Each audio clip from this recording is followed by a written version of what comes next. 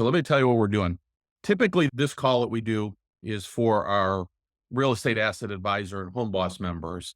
But I wanted to open it up today. So I see we have some people in from other companies, and that's perfectly fine. I wanted to open it up really to any agent, any company that's out there, because come August 17th, and some states have already implemented different things.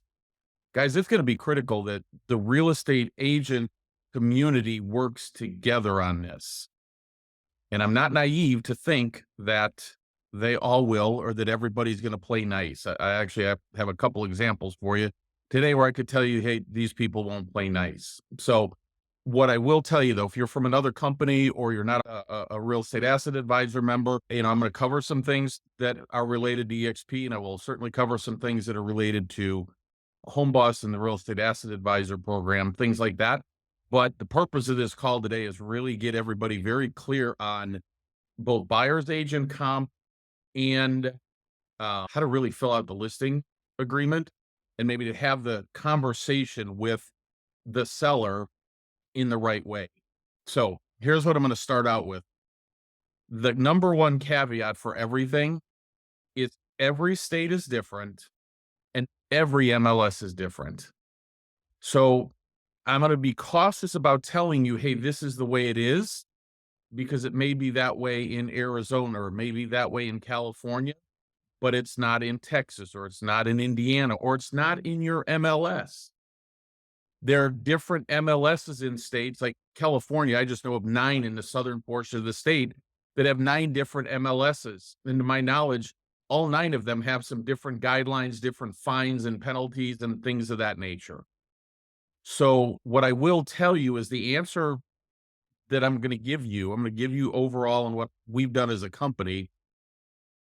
But the number one answer is going to be check with your broker first and check with your MLS. The MLS will be the ones issuing fines.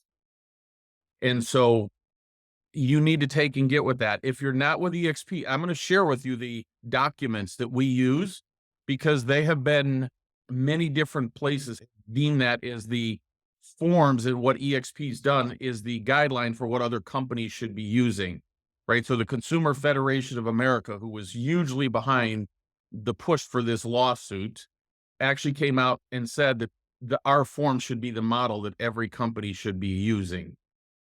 And our stuff is detailed enough. Do you guys know what the Zillow 7-day touring agent is, or they refer to it as a touring agent? If you tell Yes. it's like they sign a buyer broker agreement for 7 days and you can show them different houses. Zillow actually has exempted EXP agents, or I shouldn't say exempted, but said we can use our buyer broker forms instead of theirs. So that's how detailed our executives went in and made sure that they wrote these things in a way that protects us as a company. So one of the things I want to do is share a couple things with you here. Lower attendees' hands. Yeah, okay. Let's see where I can add. Oh, chat box for you. Never mind. There. I'm going to put a video in here, a video link in here that Leo Pareja, who is our CEO, and Holly Mabry, who's our senior VP of operations, did a call last week. And I'm going to share some of the documents with you, but I highly urge you to watch that thing, make notes, pay attention to it. Don't do it like, hey, while you're watching TV or you're on the phone or you're distracted.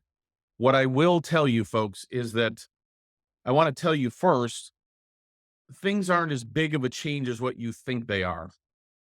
And what's really changed is not how we get paid so much, it's how we explain it to people and how we disclose it. And there's a lot more paperwork, forms, and functionality in what we'll have to do. But the basis of buyer's agents not being paid is nonsense. Most sellers will understand that they pay that, and we're going to talk about it. But I want to share something with you first, because in every market, everybody always, oh my God, like yesterday, the stock market totally crashed, right? And everybody freaked out. All this stuff is going on with real estate agent compensation. everybody's freaking out. Just understand this, folks. In chaos, there's opportunity. And what I have on the screen right now is a Manhattan office building that sold for $332 million in 2000 and sold at auction yesterday for $8.5 million. Jared, you do commercial, you have commercial buildings. Would you have loved to bought a commercial building in Manhattan for 8.5 million bucks? Yeah, I would. I'd be all over it. I know. I trust me. I wish I knew about it. We'd have put something together. But the point of it, folks, is there's opportunity in everything. And I actually believe there's a lot of opportunity now for agents. I actually think this is probably one of the biggest opportunities in real estate right now. And so just there's an opportunity in this, right? You could buy a building for 8.5 million. Yesterday, about 3 weeks ago, I bought a bunch of Nvidia stock at 130 bucks a share. It went down to $91 a share yesterday. Everybody freaking out. What do? I bought more. Guess what? It's 104.50 about an hour ago. 15 bucks a share on it. There's always opportunity in chaos and fear. So don't fear it. So let's start from that point. What I do want to do is I want to explain the very first one because I see a lot of it on social media where EXP is not paying buyer's agent compensation. How many of you guys have heard that? Throw it in the chat box for me. That online? You're going to hear that a lot from agents. It's not just a little bit incorrect, it's incorrect. So what I want to do is I want to go through, this is a form that you'll take and do when you list a property. And so I don't need to go through the whole thing because it's pretty self-explanatory, but the portion in there, section 2, you guys can all see my screen now, right?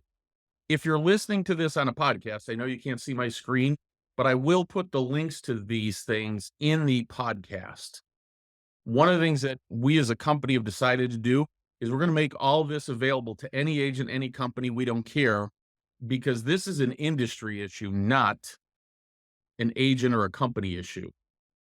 So if you notice, I've got it highlighted in blue. It says compensation shall be in U.S. currency and paid at the time and as a condition of closing.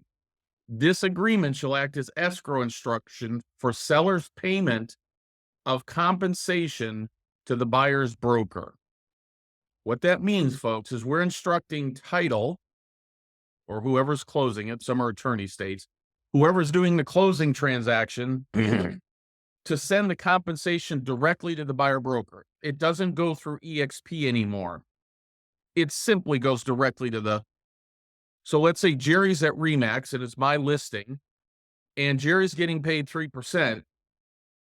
Typically the money would come into EXP and they'd send a check to Remax. We're not doing that anymore. The seller is sending it directly to Remax, period. That's it. There's all kinds of legal and compliance reasons, right? Because the whole thing of this is the buyer needs to be able to negotiate the commission. So by having the buyer be paid from the seller, it takes us out as the middleman, which means we have less liability. Do you guys all understand that? This is a liability issue. I do believe you'll see within a few months, you'll see every company kind of resort to this same thing. This isn't anything fancy. It's not that we're not paying buyer broker compensation. The people saying that online simply are not educated. The opportunity that I've seen, folks, are the people that don't educate themselves on this. They're in for a lot of trouble. I want to make sure that we all understand that. And even if you're a non-EXP agent on this call or even listening to this call, doesn't matter to be where, that you understand is we still pay buyers compensation. And so anything said other than that is completely wrong. The forms just work differently. So at the end of the day, folks, we don't have that issue. Now, I'll give you the forms. I'll give you the links to the forms later. And the reason is you'll start opening them up and reading them and not paying attention. And what I will tell you is we're going to talk today in some detail that you need to pay attention to. Because what I will tell you is this is not something that you need to be afraid of. As long as you educate yourself and you don't take shortcuts, you'll be fine. So I heard Leo say something on, I think it was an interview with Tom Ferry. And basically what Tom Ferry said, I agree with. And Leo said the same thing. It doesn't matter if we agree or disagree with compensation and how all this happened and whether we think it's right or wrong. This is the reality we live in. So you deal with it. Don't try and figure out ways to get around it. I've actually seen agents talking about, hey, they'll put numerals in a certain word and make it bold. Just so you know, MLS is like the California CRMLS. They actually will take and be applying AI to read through comments and stuff like that in their MLS and hunt you down. So just do it the right way. It's not hard. It actually is perfectly fine, and you can explain it in a logical way to people as long as you understand it. That's why I wanted to do this class today. So what I do want to tell you is don't make this harder than what it is. And the easiest way that I can tell you is that very little has changed in terms of how we're paid or even how much we're paid. Because anybody from the outside doesn't understand buyer's agents' commissions have been varying for a long time. There was a point a couple years ago that 37% of every listing in MLS in Southern California, the 9 MLSs that make up Southern California, 37.5% of them are 1.5% or below. So agents have always had to negotiate their commissions and so forth.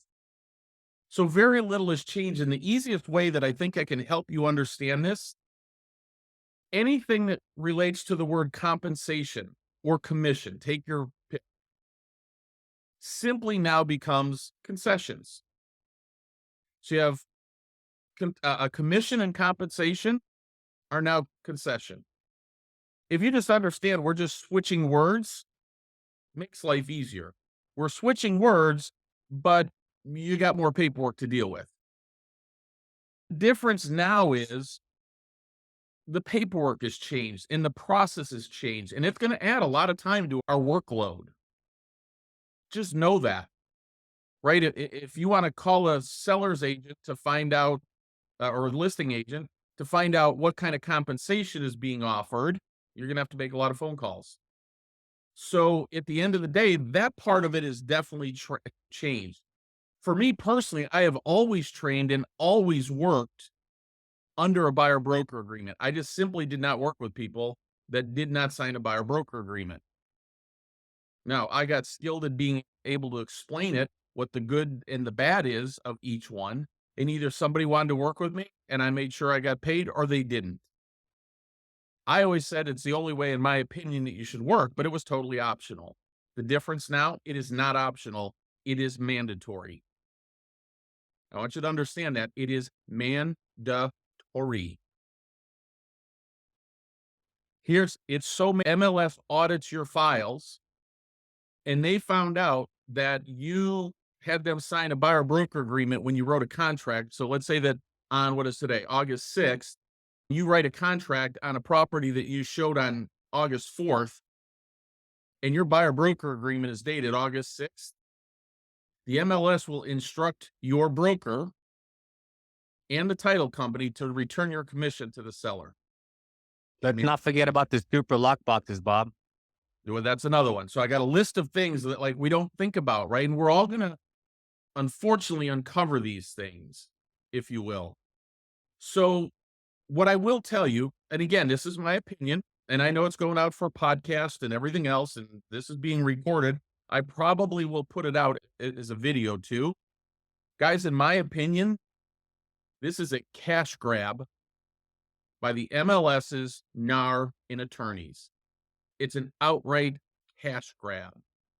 So what you have to understand, if you do not follow the guidelines and have your paperwork done properly, again, this will vary by MLSs.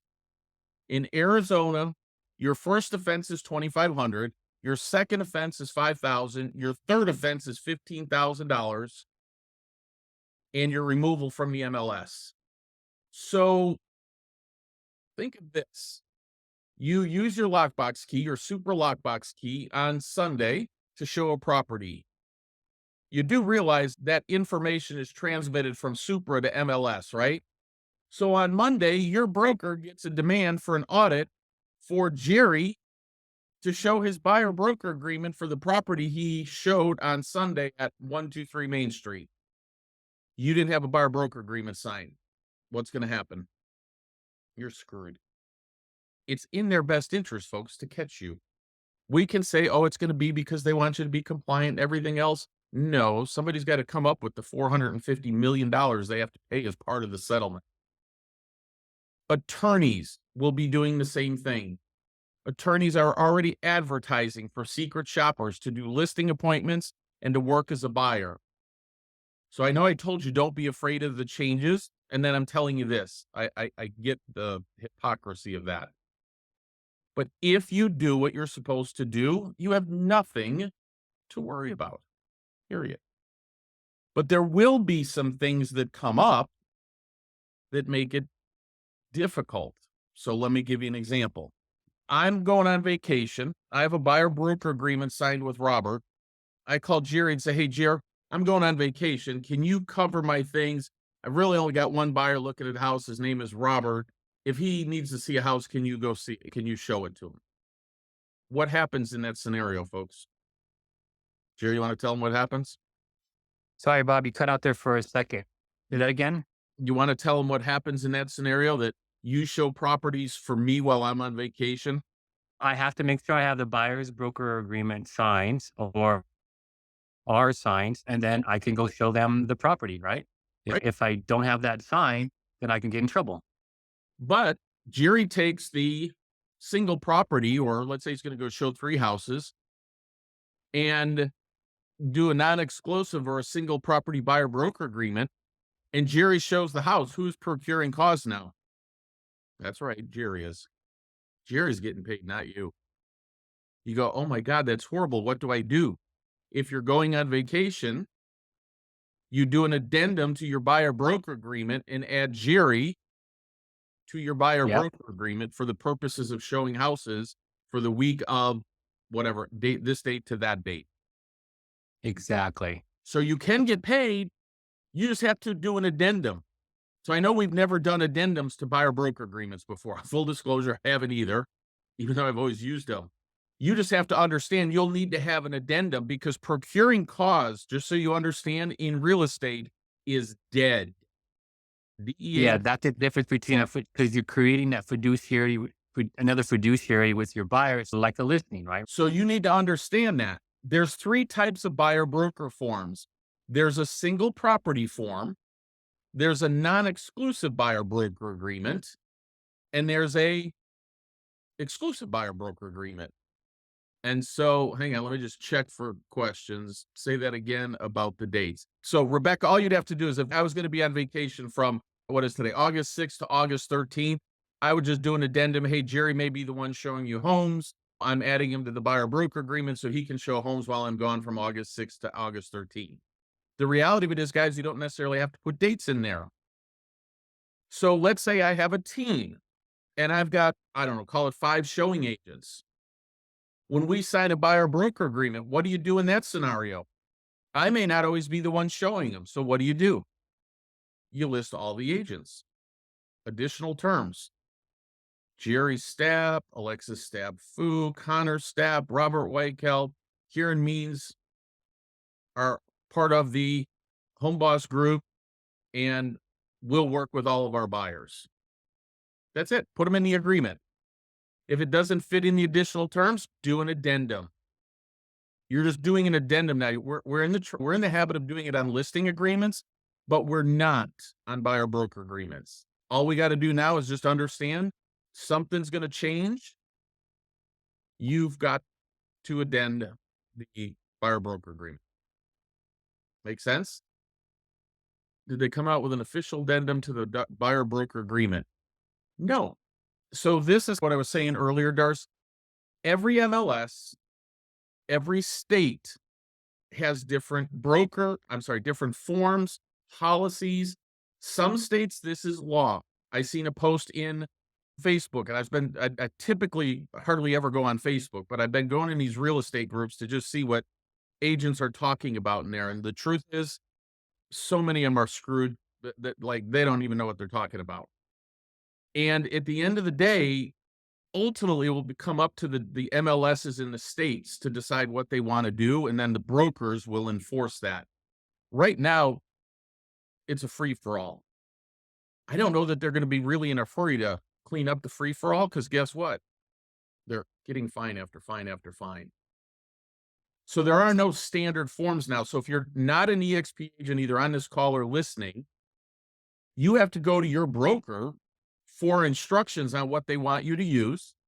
And ultimately, I'm going to tell you they're going to probably send you to the MLS, or hopefully they've gone through and done their due diligence to tell you what forms they want you to use and what language goes in those forms, because there is nothing that's uniform anymore. Nothing.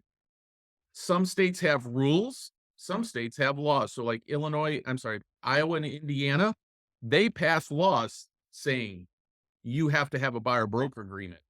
In Arizona, it's just the Department of Real Estate that created a rule that says you have to do it. So literally one of the TV stations last week did a report on it, and what kept saying it was the law, it was the law, it was the law. And the truth is the Arizona real estate commissioner was on, and he never said it's not the law, it's Arizona Department of Real Estate guidelines and rules, because there's a difference. Laws are only passed by your legislatures. Rules are just passed by bureaucrats. So each state is different. Each MLS is different. Last week, CRMLS, 2 weeks ago, whatever it was, said, hey, we're going to change this and we're going to have a column that says seller concession, and you could put in either dollar or percentage amount. Department of Justice immediately sent them a cease and desist letter. And within a week, they now changed it to say seller concession, yes or no. Most MLSs that I'm aware of don't even ask that question, seller concession, yes or no. It's not in there, but that will vary from place to place and MLS to MLS. Eventually, I believe it will get standardized, but it's not right now. So the answer is do your due diligence with your brokers and your MLSs.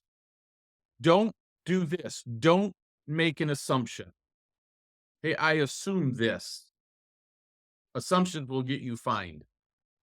So, yep, a little bit of learning curve, but go for it. And I know some of you guys have been calling me back and forth and going, hey, what do I do? And the answer is you got to talk to your broker. I don't know in your state. I will talk about home boss specific language. I guess this is as good a place as any to talk about it. We do not need to change anything that we do, folks. Home boss was built for this. We don't even need to. I've recommended some of you say seller concession. You can call it agent compensation if we want. There's nothing stopping us from doing that, as long as we have it in writing from the seller. And I'll go through the listing agreement with you to show you where you do that. It's not like suddenly sellers, it's against the law for sellers to pay a real estate agent. That's not it at all. It just can't be in the MLS, and it must be 2 clicks away. So 2 mouse clicks away. The changes that we will make for home boss is what I refer to as the private realtor doc. We've called it a couple different things by state, where we outline, hey, this is the offer process and such. You would have a link to your site. Hey, for more information, go to the site. Take that out. That's not 2 link clicks away. That's 1 link click away. The reason you can't have anything about compensation in your private realtor remarks or your public remarks or any of that stuff about compensation, it gets syndicated to the Redfins, Realtor.coms, Homes.com, etc., Zillow. If they click on your Zillow link and it takes them to your home boss page, is that legal? Would you be in compliance if that happened? What do you guys think? I don't have you unmuted. Put it in the chat box. I don't want to chance it at first, so let's see how that plays out.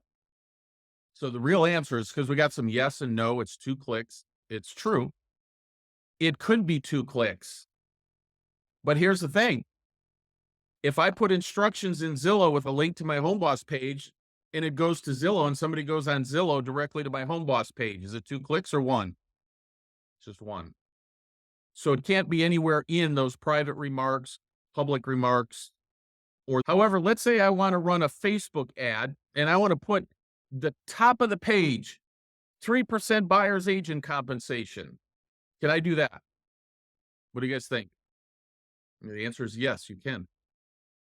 If I want to get car signs put, the magnetic car signs that said, hey, I pay all buyer's agents 3% on my listings. Am I compliant? Yes. Yes. Yeah, there you go. We got the yeses. It's not illegal to talk about compliance. I was talking to Robert the other day. It was telling like the email flyer companies, they send it out to every agent you're marketing, whatever, and it's $60 or whatever it is. Hell, on our home boss listings, I think we ought to start offering 3.5% and put that on the top of flyers and say, hey, we're offering 3.5% compensation to buyer's agents. Put a rider on your post, Bob. All that. Guys, every agent will start showing your listings.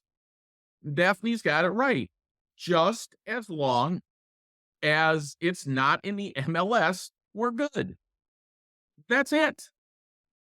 So don't freak out about it.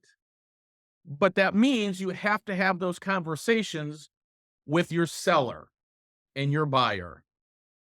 Guys, there's nothing in this horrifically different than a normal buyer broker agreement. To be quite honest with you, it's a little bit different design, but it's set up, right? Oh, the broker fee is not set by law and is fully negotiable. I don't even remember if that's in the old buyer broker agreement or not, but there's nothing I'm afraid of here.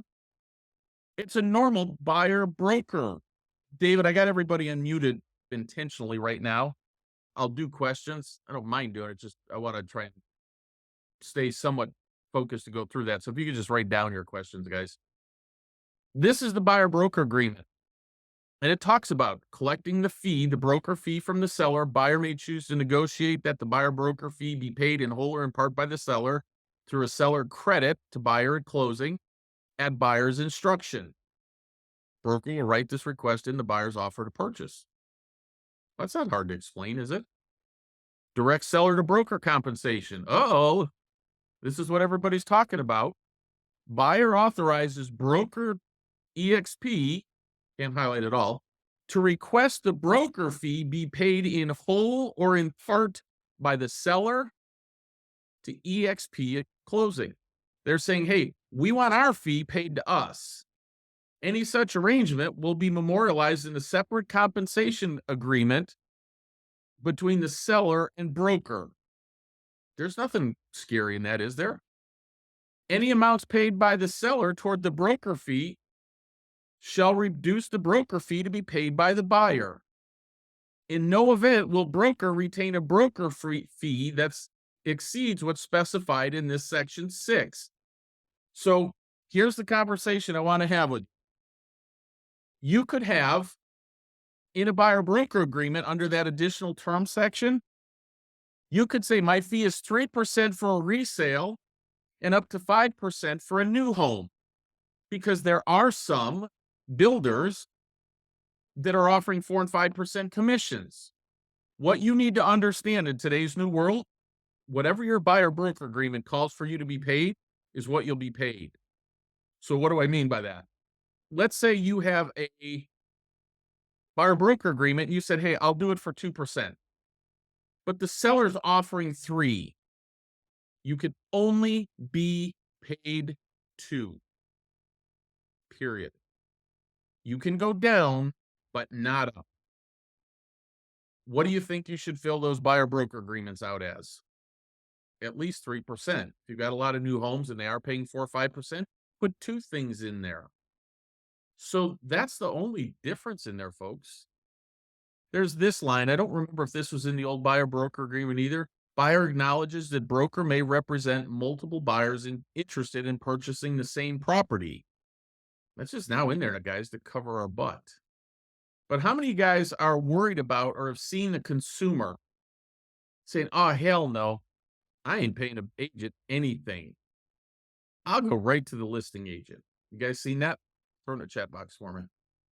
I have. Man, what I can tell you is last week in that article in the Phoenix news station, Man, the comments in there were like, I'll die before I would give a real estate agent any money. And it was horrible.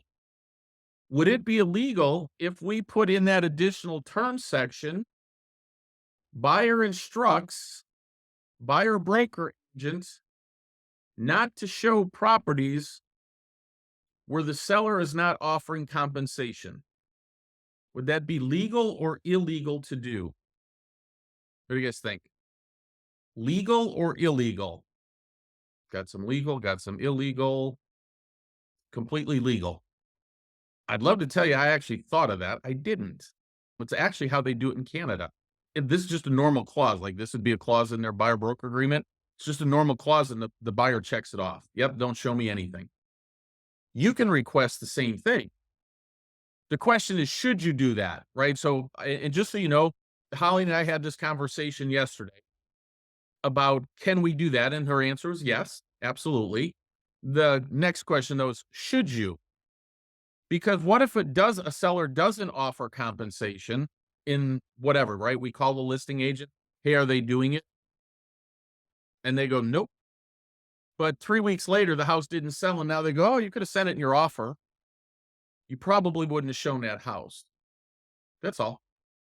I'm not going to tell you what to do, but I would have that conversation up front with the buyer. Hey, listen, the game's changed. Most sellers are paying it. It's now usually referred to as a seller concession. Most agents are paying some or all of that fee to the agents, but you do have the ability to instruct me to say, Bob, I don't want to see a house if I have to come out of pocket on it. And we simply won't go and look at those homes. Now, imagine if you had 5, 6, 7 buyers you were working with, and in a listing presentation, you sat down and showed those to the seller who said, oh, hell no, I watched this stuff on the news. I know I don't have to pay a commission. And you started showing them these buyer broker agreements where they're saying, but folks, you need to understand, buyers are instructing real estate agents not to show those properties. Do you really want to do that? They can say yes, or they can say no. It's up to them. 6 months from now, folks, I think this will more have settled down because, well, it's all new. But you have the ability to put those terms in there for our home boss members.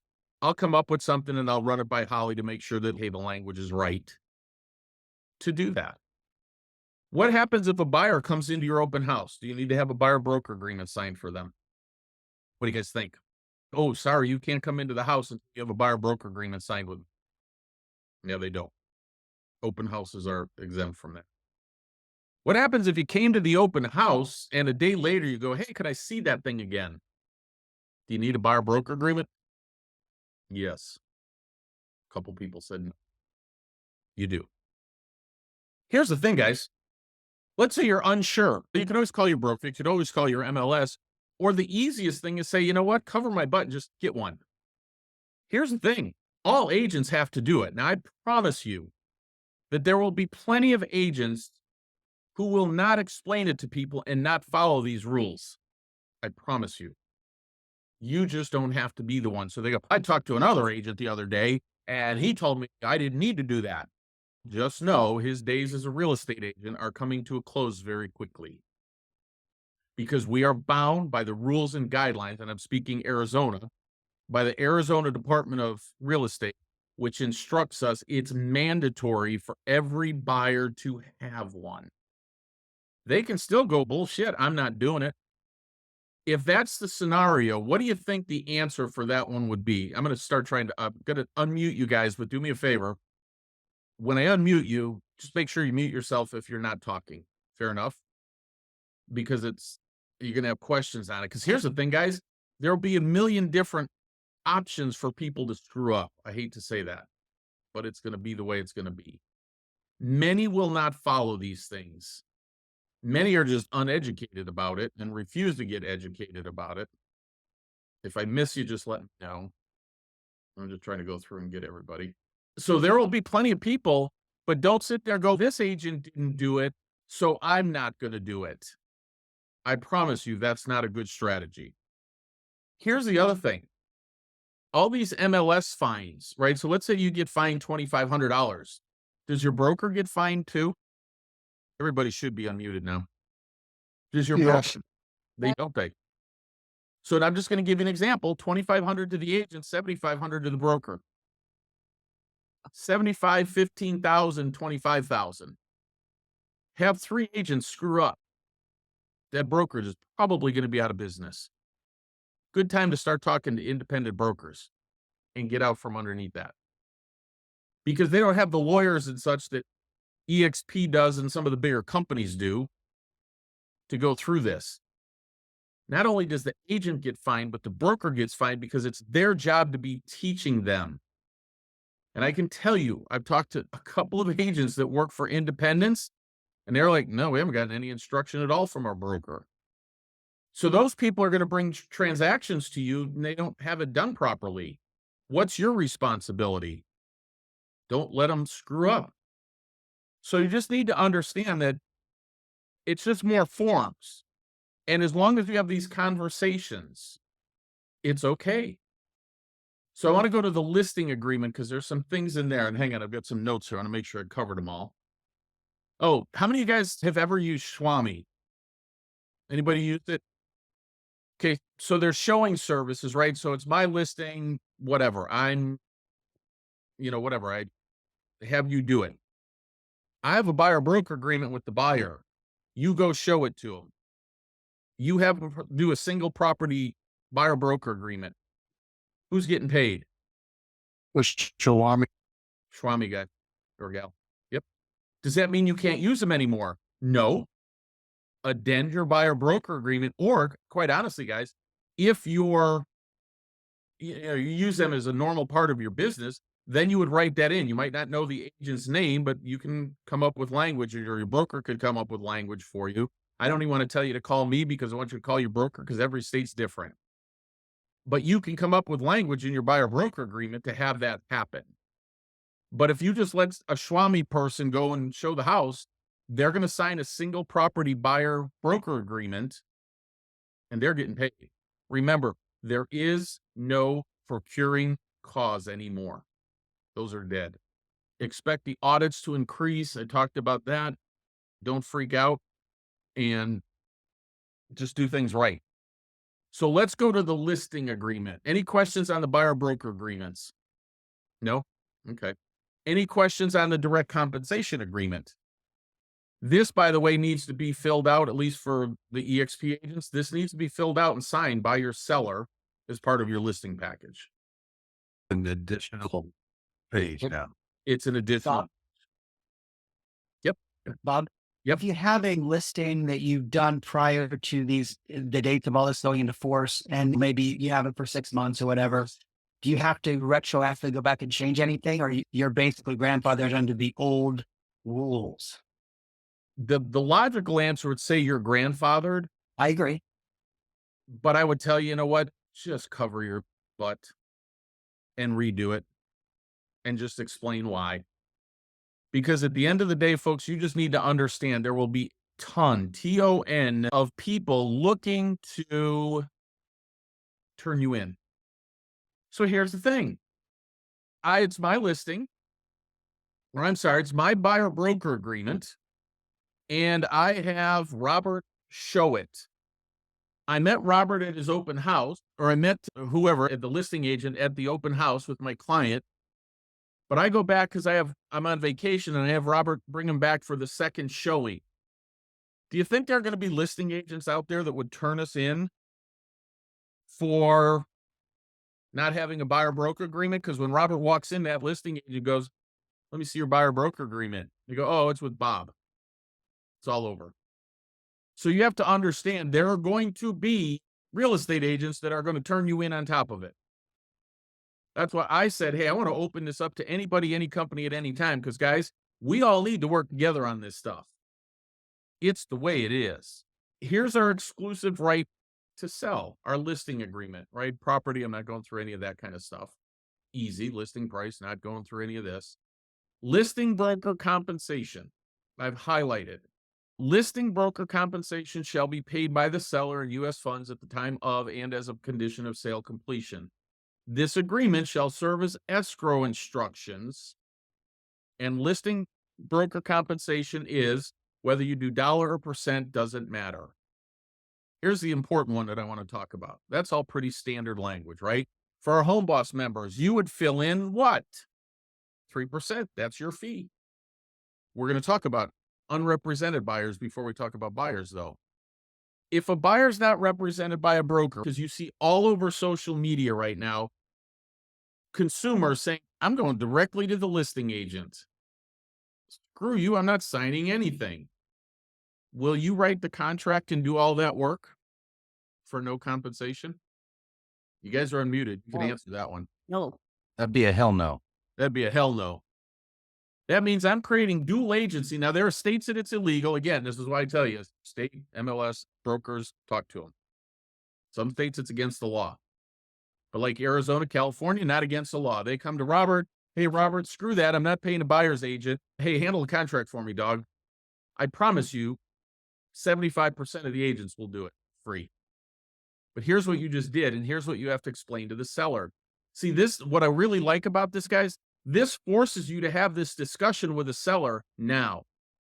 Guys, here's what's going to happen, right? Now, you could read it to them, right? Hey, the paperwork responsibilities in this scenario, we don't represent the buyer, but will facilitate the completion of necessary forms and ensure fair treatment of all parties. In this situation, the listing broker compensation shall be of the purchase price as reflected on the settlement agreement. So let's say I want to say, hey, if somebody comes to me, I want that to be 6% because I'm doing the work. What's the most important thing in this scenario that you're doing? Liability. Liability. We get paid what we get paid because we accept liability. Could you put 0 in here, Fred? Yes. You could. But you could put 6% in there too, right? Correct. The good news is up to you and the seller. Period. For me, personally, I would never take on more liability for no compensation. Here's how I would explain that to a seller. Mr. and Mrs. Seller, a buyer comes to me, says, hey, I don't want to pay a buyer's agent. I want you to do the work. First of all, could we agree it's not a good idea to work for free? But here's where it's important for you. In this scenario, I'm supposed to be an objective third party. Means I'm not necessarily representing you because that buyer may have told me that they were willing to pay more money, but I can't tell you that. The reason I can't tell you that, even though it says I'm not representing the buyer, 3 months later, the buyer finds out that I told you that. They go get a lawyer. You and I get sued. Again, Bob. Can you go back that same scenario one more time? The buyers come directly to me as the listing agent and tell me, let's say the house was listed for 400, that they would pay 420 for it. Can I tell the seller that in that scenario? No. I can't. I have to act in a fair treatment of all parties. Is it fair I disclose to one party information that another party told me? No. The layman's term for that is lawsuit. They find out I told you that they were willing to pay more, so you hardballed the price. They find that out, and they go get a lawyer. Mr. and Mrs. Seller, you're going to court, and so am I. So the easiest way for me to do that, forget that I don't work for free and I don't accept liability for free. Best way that I can do that, you have to decide, and you have to decide if your state is a non-dual agent. We simply refer our buyers to another agent on our team. We don't do dual agency. Why? Because it's the biggest form of lawsuits. That kind of crap comes up. If every real estate agent said, listen, I'm drawing the line. I will not allow a buyer to come in and negotiate with me to do work for free to greatly enhance my liability. Like you, whatever, double, tripled your liability, your chances of getting sued, and I'm not being compensated. I will not do that. That would stop the public from doing that right away. But I can't tell an agent what to charge, whether they do it for free, not free, 1%, 2%. Nobody can do that. That's a negotiation at this point with the seller. You need to tell them that this can happen. And they can instruct you however you want. Let's say they say to you, David, dude, I don't give a crap. I want you to sell a house. And if somebody comes to you and they could say the commission to do it and they would buy my house, screw that. You do it. Do you take the listing? Nope. My answer is it's personal choice. I just don't believe we should ever be working A for free, B to absorb more liability and not be compensated for it. But it's your call. I know what I would do, but each of you have to make your own decisions. So that's why this call today is you guys need to think this stuff through before you do it. This is really, hey, and we have this clause in the buyer broker agreement now, hey, usually 90 days after the term, things like that. So now notice here, what we've really done is come in here and put bars around it and put it in bold. Seller concessions are not required or fixed by law. The amount of any seller concession is fully negotiable. Buyer may request a concession. So now you're going to have this conversation with them because it's in the contract. Guys, we were having this conversation before though, right? So this isn't anything new. If they were paying 4, 5, 6% before, you were splitting this. You had the conversation. It's just a little bit more detailed. That's all. And find out, do they want to offer it?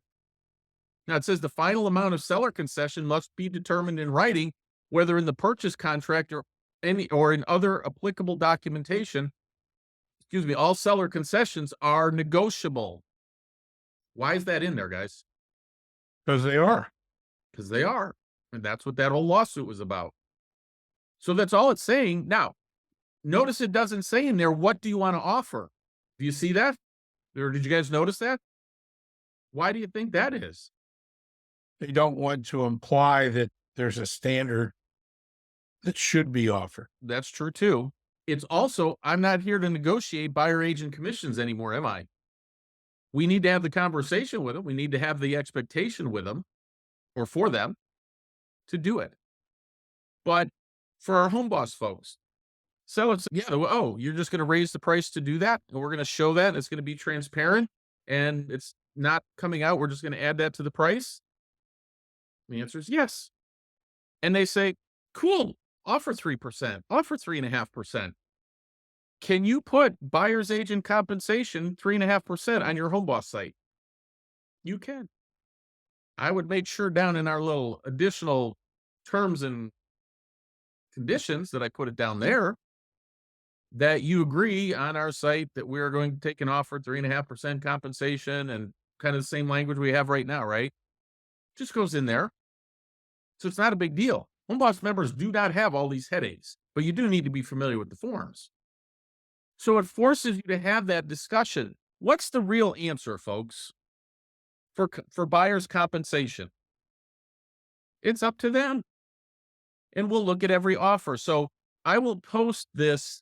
I'll have Marissa post this in the Korea Mastermind site. But here's the language. When somebody calls you, unless it's a home boss listing where you're able to do it and the seller's told you exactly what they're willing to pay, right? And let's say you're not a home boss person and the seller says, yeah, offer 3%. I'm good.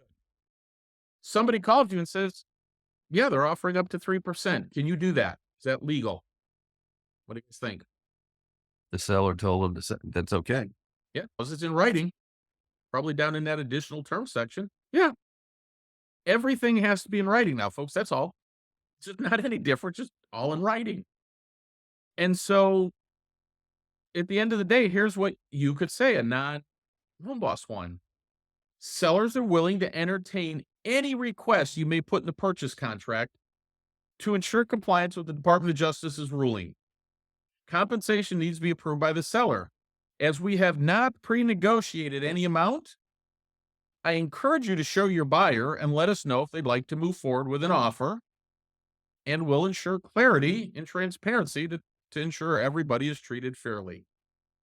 Where are you reading that, Bob? On a piece of paper. I would have never guessed. No kidding. So yeah, I just put it together. This is what Holly gave and said, hey, this is the best answer. And it is. I don't know what to tell you. Put it in writing. Right? How many times you get a call from an agent? They go, hey, what's the lowest price you'd offer? It's like, hey, write an offer. Put it in writing, dude. Right? Right. What's changed?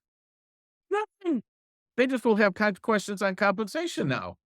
Hey, put it in writing, dude. We'll look at it if it makes sense. Is that true? Yes. The good thing, folks, is because of the way this kind of's come out with the paperwork this way, it forces you to have this discussion with the seller, which I actually think is a good thing. We're just talking about it up front, but the real answer is, hey, we'll see what the offers are. But if you're willing to pay 3% or you're willing to pay whatever it is, and you're okay with me disclosing it, it will certainly help drive traffic. But we're not here to negotiate it for them. We're not here to tell them, no, they wouldn't. Even if somebody called me up and let's say my seller said, oh, hell no, that would still be my answer because let me get your offer. And then if whatever, let's say your commission was $20,000, just making up numbers, and you were listing it for 400. If you send me an offer at 420, and I think we'd have a chance of appraising, I might take that offer. I'm going to present it to the seller, right? So you don't really want to say no, just put your stuff in writing, man. And you're telling the seller, hey, expect us to have this conversation. But if you're comfortable with a number, because many people, and that's where you in your listing presentation have to talk about competition, why it's important, how competition gets you the highest price. The more people that have access to it, the more attention we can attract, the more attention we attract, the higher the likelihood you get a higher price. If we start to eliminate, because we're not willing or just unwilling to look at any offer that a buyer's asking to pay their agent, just understand we're going to substantially cut down the competition for your home. I just want to explain that to you so you understand the risk. What if a seller says to you, hell no, I don't care what happens, I'm not doing that. Do you take the listing? The answer is it's your call. So just understand these are just conversations that need to be done up front. And I want you thinking about these things because when they occur, because they will occur, that you're prepared and made a decision on what you would want to do. I know what I would do, but I'm not telling you because you have to determine what you want to do. You just need to understand it now. Hey, Bob, Uh-huh. do you know, will we be able, when we're trying to look up comps, are we going to have the ability to see if a seller, for example, home sold for 420, but 20,000 was seller concessions? Is that going to be somewhere within the MLS so that when we're looking up comps, we can compare that? Because you can't have a seller say, I want top dollar, but I'm not going to pay a buyer broker anything. And top dollar is paying a buyer broker. Do you know what I'm saying? I do. And it's 100% like a great question. Unfortunately, my answer has to be, it's going to depend on your MLS. When I say every MLS is making their own rules, not hyperbole, that's a fact. Bob, I can tell you that Bright in the East here will display concessions after closing. Again, For that reason. my thought would be that almost have to. And if it closed, it doesn't matter. You're not hurting any negotiation leverage or anything. So I can't see where that happens, but it's up to the MLS. And it's up to, if lawyers go, hey, that'd be a good reason for us to sue them, which I can't see that, but check with your MLS is the right answer. So for Fred in Bright, that's the answer. Will be. Karen, you're California. You're a different country. Thanks. But it's Wait, true. Oh, yeah. Yes. I can't argue that point. I'm going to sit in on a town hall, an NAR town hall this afternoon with our Gov Hutchinson from CAR about this stuff as well. So I'm going to And ask guys, that. I would tell you, as many of those kind of events that happen, whether they're NAR, your company, your MLS, our company, other companies that let them in, it doesn't matter. I don't know of anybody else who's doing that, but whatever. If they do, you need to get educated.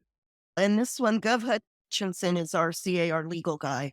So the big one. yes, I want to hear what he has to say. And the other thing too, folks, I just put in the chat box the link to the page that you see on the screen right now, which has all these forms, has some videos, scripts. It's helpful.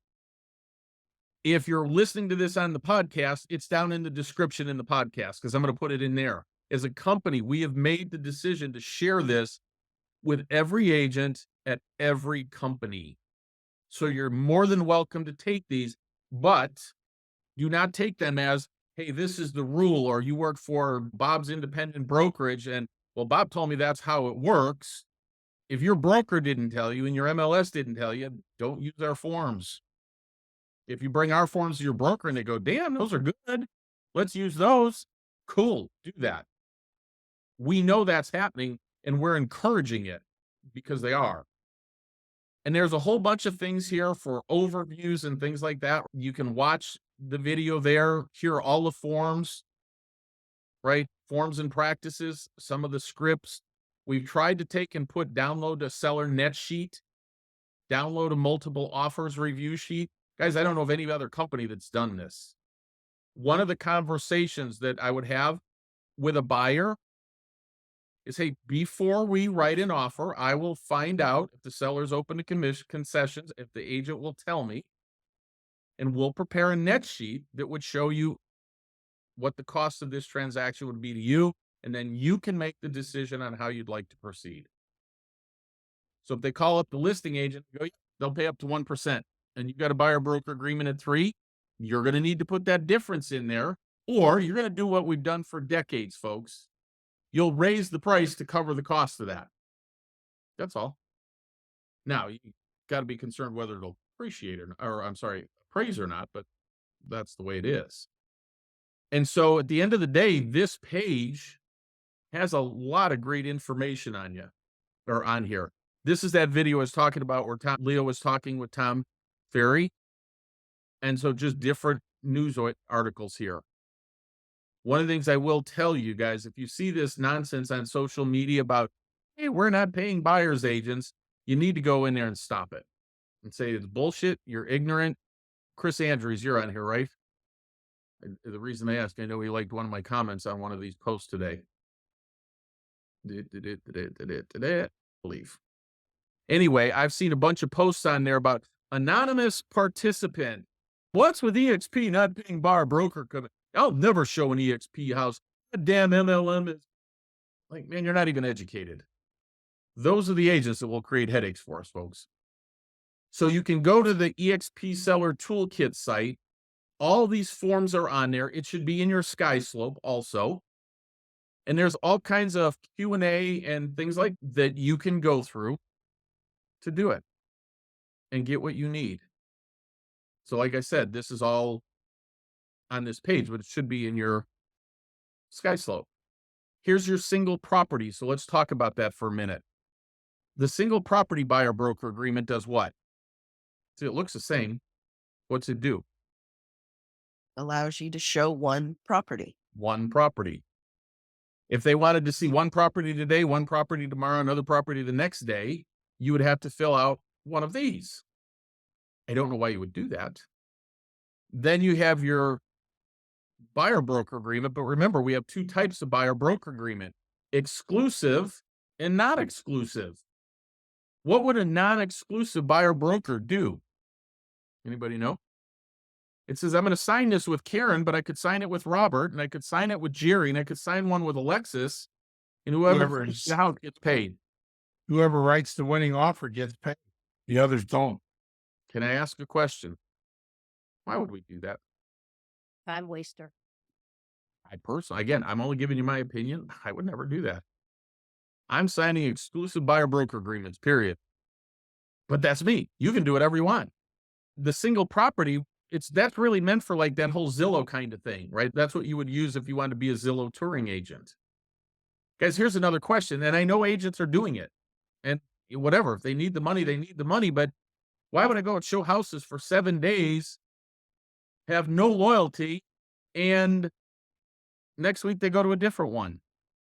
Just your choice. It's not good or bad. It's not my opinion. It doesn't matter. It's what each agent makes the decision how they want to run their business. Bob? Yeah. Do leases fall into this as well? I'm sure they do. I haven't asked that question specifically, but I'm sure it No, does. they don't. We've asked that. Okay, but Fred, you can't make that comment though, can you? It does it in They Virginia. don't. And our broker, In Virginia. David's in Texas. It may in Texas. I don't know the answer. So my real answer is ask your broker, because what is true in Virginia could not be true in Texas too. That's all. So I'm not saying it's not.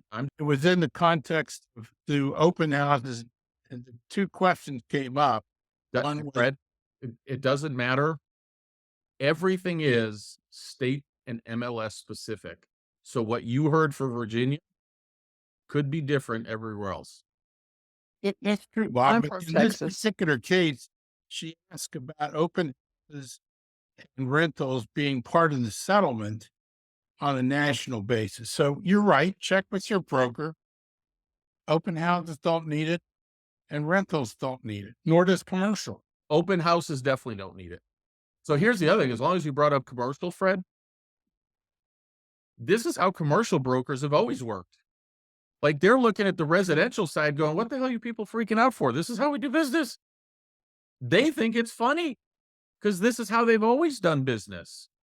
So I know we freak out on the residential side, but guys, it's not the end of the world other than, man, make sure your paperwork is right. That's all. And if you don't know, go ask. Don't assume. I think that's what it means. Don't do that, is what I'm telling you. That's all. I'm in Texas, and this morning Karen Richards gave a really good, she's the overall broker for Texas, gave a really good synopsis on how to accomplish this. And she stated that no, the lease forms are not in this, but they would prefer that you go ahead and sign the buyer's representation agreement for leases. Which is my point. Each state is going to be different, guys. And the truth is, it might just be that broker's requirement to cover their butt. Because remember, Rebecca, do you know how many agents we have in Texas? I don't know anymore. A lot, right? Yeah, it was A 85,000. lot. I don't remember. There's a lot. A lot. Imagine being the person that's responsible for the 8,500 people. And so the easiest way, if I was a broker, say, just do it. And if it wasn't required, but you did it and you were more transparent, we're all good. So it could actually come down to even the broker's desire for how you do it because you're working under their license. And if I was actually a broker, I would be doing the same thing. Even if it wasn't necessarily a requirement, or understand this, guys, there are so many gray areas in all this nonsense. It's ridiculous. So again, if you listen to the Leo and Tom Ferry's conversation in there, and Leo's the one who's been really involved in this, you may have one clause in that settlement agreement and a clause 2 down from it totally says something different. Both clauses are in the contract. Which one wins? The answer is nobody knows. So the best way to do it is to cover your butt and be as thorough as humanly possible. And when you don't know, ask. Bob, you said that people are looking to turn you in all the time. Is there an incentive? Why are they? You said we should all be working together, which I agree, so that we are successful, both sides. What's the angle for trying to bust everybody other than from an NAR side of things? They're trying to do audits and make money through fines. Am I missing anything? No, it's the money through the fines. Catch 100 people, you just add at $2,500 a pop, you just add $250,000. I guarantee you, come August 18th, they could catch 100 agents without blinking an eye. It's a financial incentive. Where's that $450 million going to come from? Us. NAR exists based on our dues and like this crazy stuff. Now, some of them, they own MLSs, some of them, they don't. But boy, if I was running an MLS, and I'm just going to use Houston as an example, because I actually think they're a really good MLS. So David, tell me if I'm wrong on this. But do they have a financial incentive? And I know they say, hey, I'm protecting the consumer by doing this. Let's even say for a minute that it's coming from their heart and they're doing it to protect the consumer. But they go and catch 100 people at $2,500. There's $250,000 of their budget. Do they have a good reason to? Absolutely.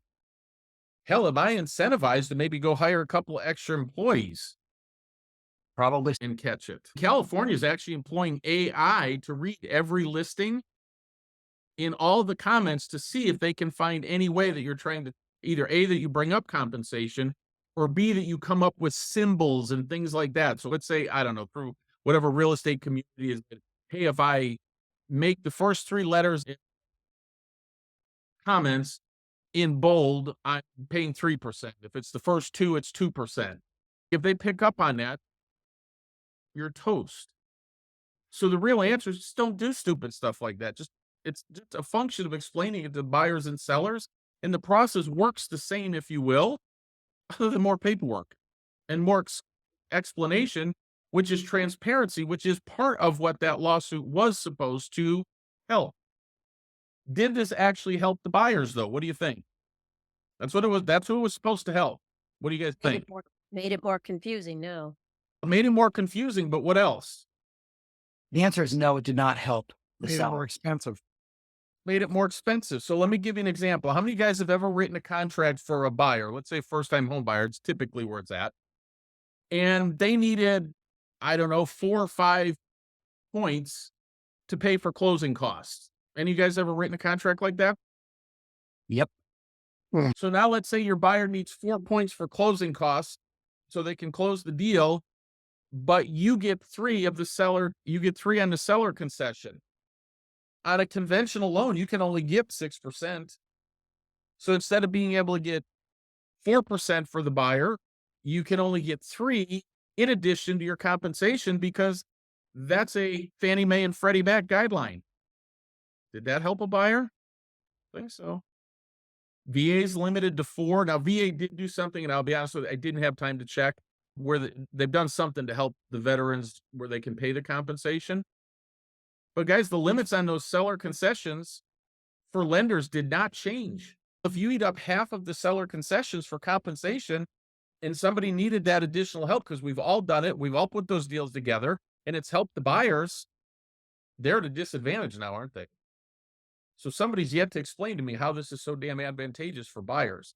Now you have buyers that are going to be willing to give up representation, that will go to listing agents that'll do that stuff and not get compensated or lower their commission to do it, but not be represented right and not go in and be able to negotiate a deal because they're dual agents. Did the buyer really, and when it's dual agency, does the buyer or seller win in dual agency? The answer is no. The realtor really doesn't, because boy, did you accept a lot of liability. So those are decisions you have to make now. But in my opinion, this didn't do anything to help the buyer. It didn't do anything to help the seller.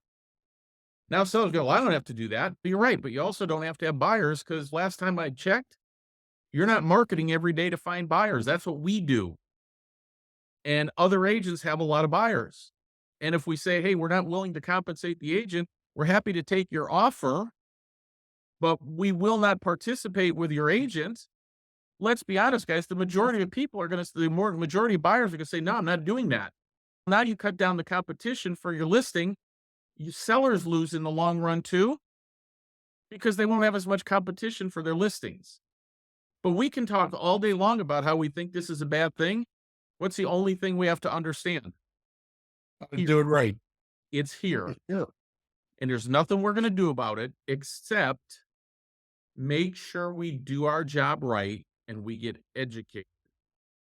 And I do believe that's the opportunity that's out there, because I believe many agents will not educate themselves. I believe many agents will go, oh, hell, I'm not doing it this way. I've been doing it this way forever. Cool. Let them do that. Eventually, you'll have less competition because of it. I actually think it's a good thing. Hey, it forces you to have these conversations with buyers. It forces you to have these conversations with sellers. They might be a little uncomfortable until you understand what the value you bring to the relationship is. And for the Home Boss members, nothing we do changes. You can call it a seller concession now. The only thing, just use the same kind of language we had in there. We're going to offer this to the buyer's agent, and it's going to show up that way, and you're perfectly fine in doing it. Just make sure the seller signs it.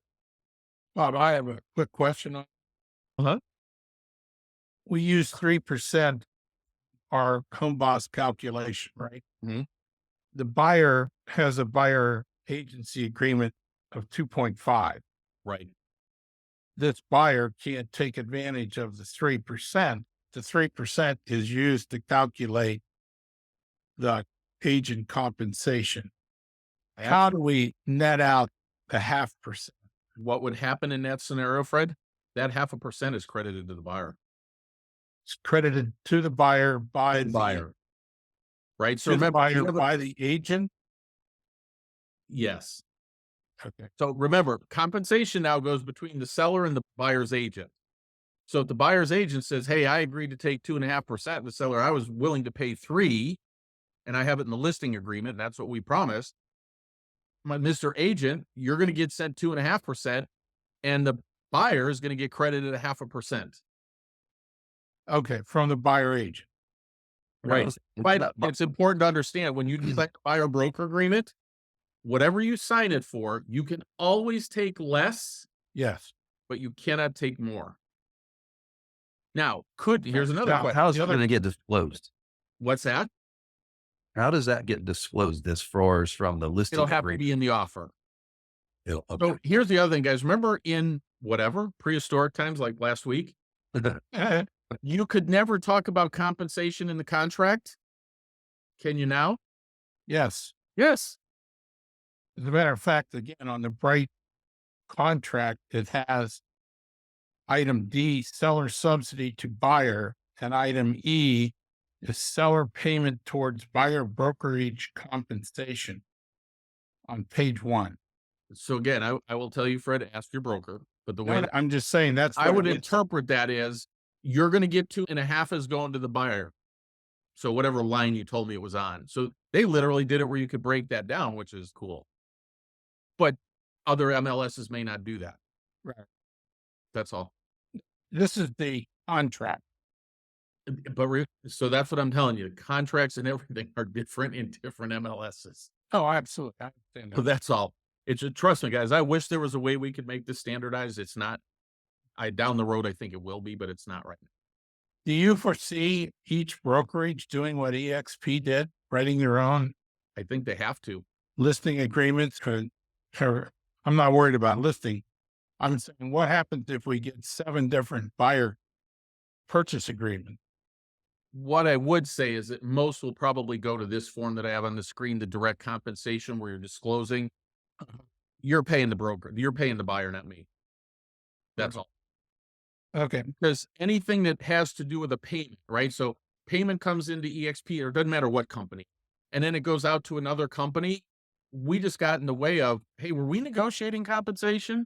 Was that fair? So you open yourself up to more lawsuits. So remember, one of the reasons, because I've seen some of these comments in social media too. What the hell did they do that for? Because we are a nationwide brokerage. We are not a franchise. We are the only nationwide brokerage that operates as one company. So guess what? We have to protect everybody. So the easiest way for us to do it is saying, hey, we're out. Mr. Seller, Mrs. Seller, you pay the buyer's agent, whatever it is that you agreed to in the contract, and we're out of the way. That's really what we did. Because if we're out of the way, can we get sued for that? No. And again, other people, oh, lawsuit, big deal. Hey guys, we're publicly traded. Many of us become tremendously well off because of the stock. Do you want to see the stock tank? Because we got a million home sellers in a class action lawsuit for how we handled commission after this. If you own stock in this company, you don't. Right? If you're just whatever independent agent or Bob's Century 21 or Bob's Remax or any of those, and the franchisee goes under, your life going to change? You're going to go online and you're going to switch your license to another brokerage and have a good day. You're good. Doesn't work like that for a nationwide company that's publicly traded. We got more risk in that. They did a fantastic job, in my opinion, of protecting their agents through this. So I do believe that eventually every company will get to this. But remember what I just said. If there's franchise companies, let's say they got 2,000 franchises, each one of those are individually owned and operated. They can make whatever decision they want. It's not like the franchisee. They could amend their franchise agreement, but that's not always easy. We just have a different setup in this company because we are one company nationwide. And they did a hell of a job of protecting the agents. That's it. We're still paying buyers compensation and everything else. It's just going from the seller to the buyer's agent. Period. What other questions do you have? I put the toolkit in the chat box. I put that video, even though it is, I believe this is the one. Let me just verify. Yep, that's the one. I did put the link in there for that too. I highly recommend you watch that too. In addition, my answer right now, or my comment right now would be, guys, get yourself as much education as possible, but then sit down with your state broker and your MLS and make sure you're doing it the right way. So Bob, quick on a listing agreement for Home Boss. In the past, we would put 6% total or 5.5% total, and then we delineate how that would actually be paid. Still going to do the And you same said thing. nothing's changing, but I think there is something changing now. We're not doing that anymore. Is that correct? No, I didn't say that. So just continue forward the way properties. we've been doing it. Is that correct? What's that?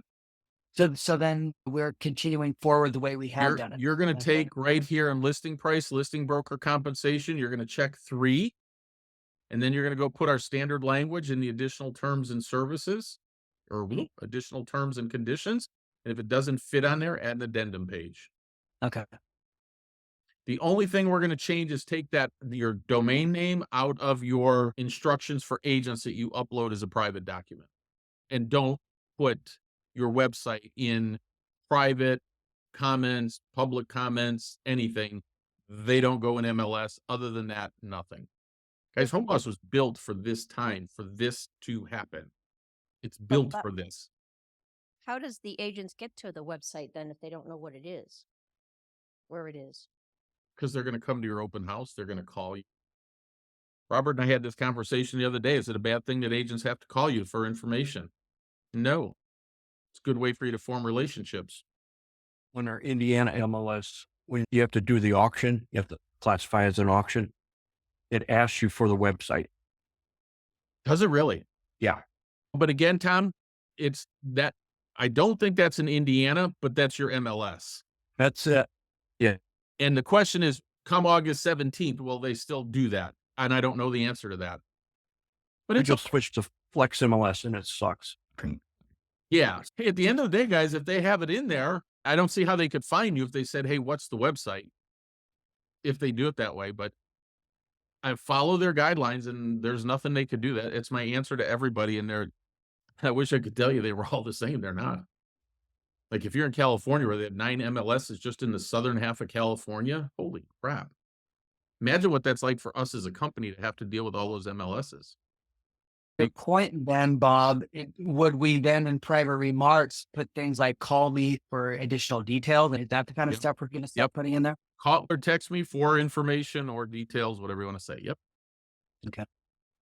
So Bob, is the 2 clicks meaning if you said text me and you sent them a link, the link would have to Nope. take Nope. They call you for a text. It's not anything.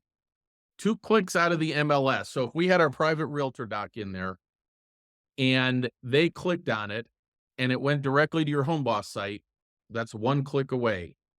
If you put that link in Zoom somehow, although I promise you they'll catch it, but let's did, and somebody clicks it and it takes them to Zillow and Zillow takes them to your site, that's not 2 clicks away. So just don't put it in there, guys. Don't overthink this. Just don't put the URL anywhere in your MLS.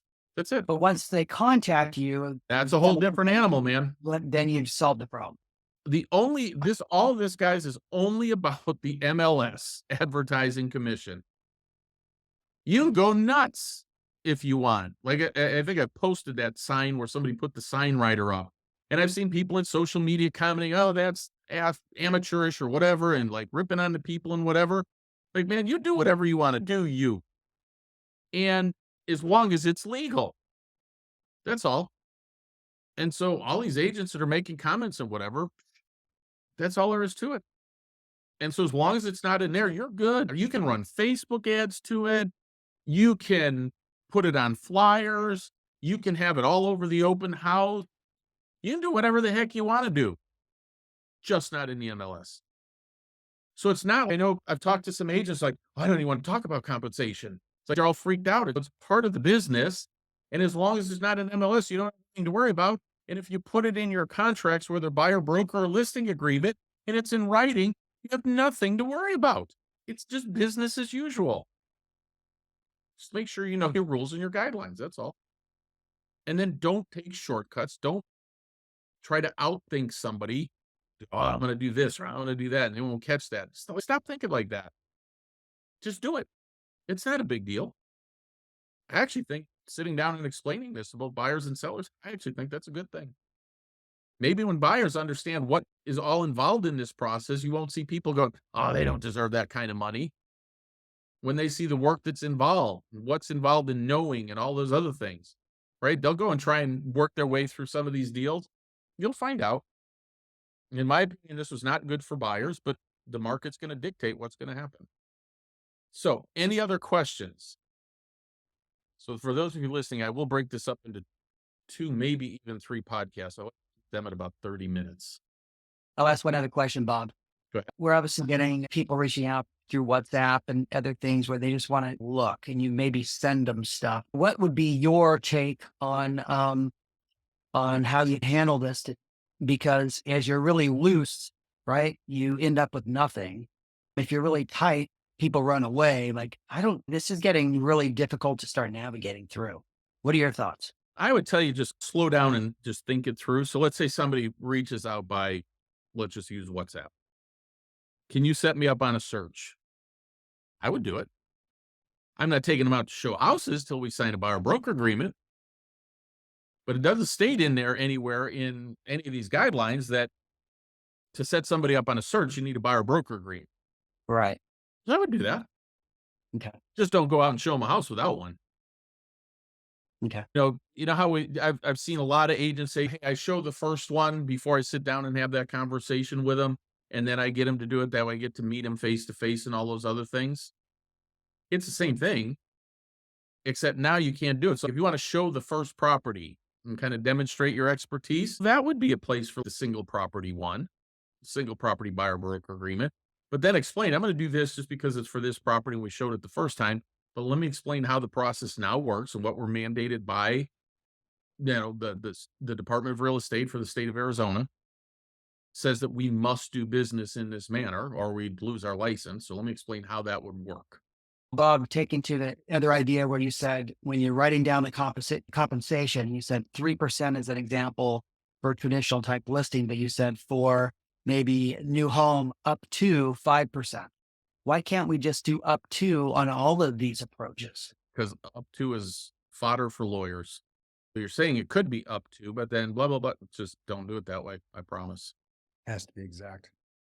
What the meaning of the word is for those of you old enough to remember what I'm saying. Okay, so for the new builds, up to is fine, but again, for the normal, Just say 5. If you know that, hey, there is one out of 20 builders pays 5%, do 5%, but explain it to your buyer.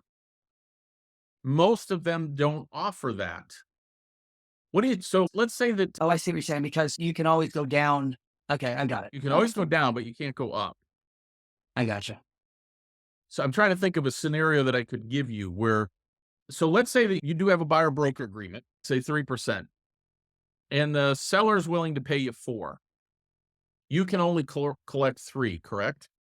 Can you do an addendum to the buyer broker agreement stating that, hey, on this property, I'm going to do 4? Yes. If the buyer agrees to it. And It's as got to long- be, so you can addend a buyer broker agreement. You're just going to have to get the buyer to Sign off on accept it. that. Yeah. What do you think the majority of buyers are going to do in that scenario? They'd be okay with it. They might, or they might go, how about if we do this? How about if I split the difference? They could. And can you do that? Yes. It's just got to be in what? Right. So that's what I said. So it's not that, ooh, you can't do business or all these things that everybody's freaking about. You can do it. It just has to be in writing, and you have to have these conversations. You just can't just do it that way.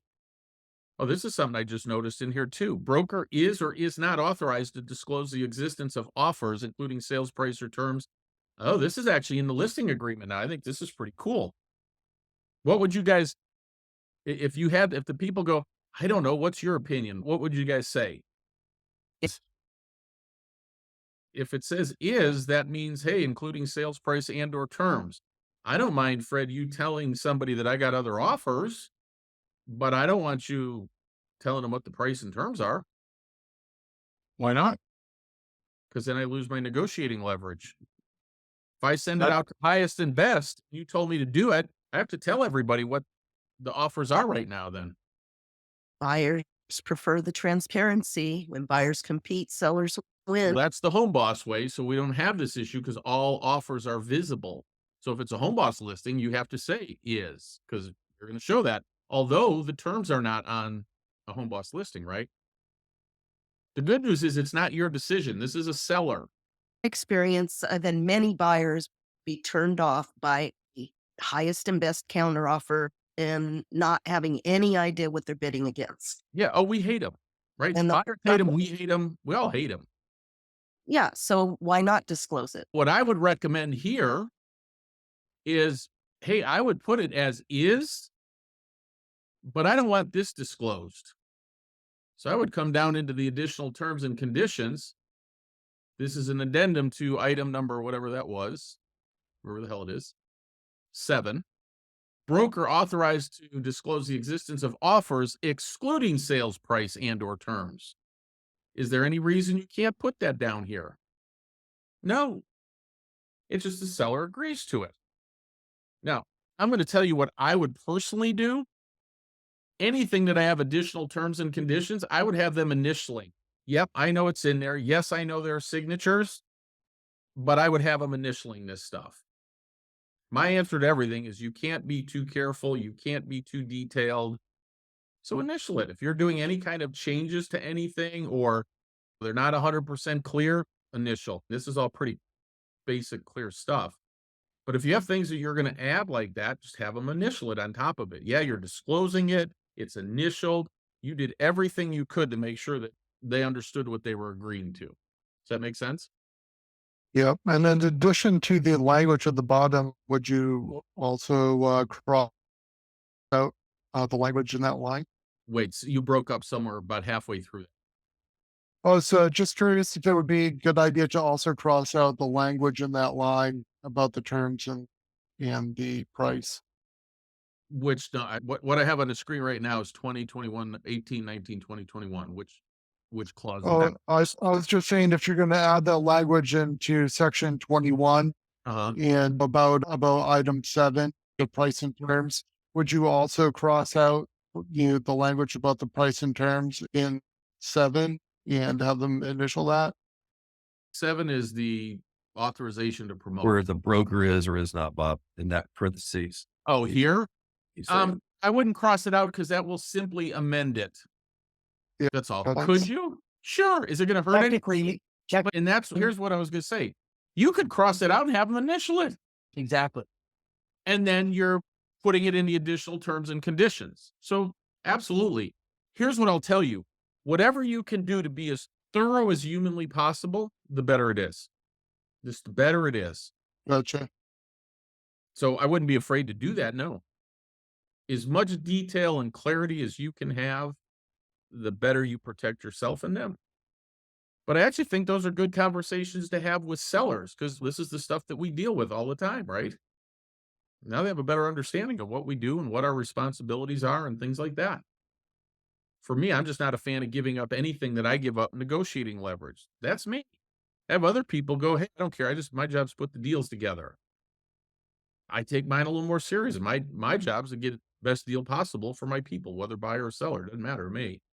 That's my job. Not, I got to put it together, but I also got to put it together and make the best deal possible for them. That's my fiduciary responsibility.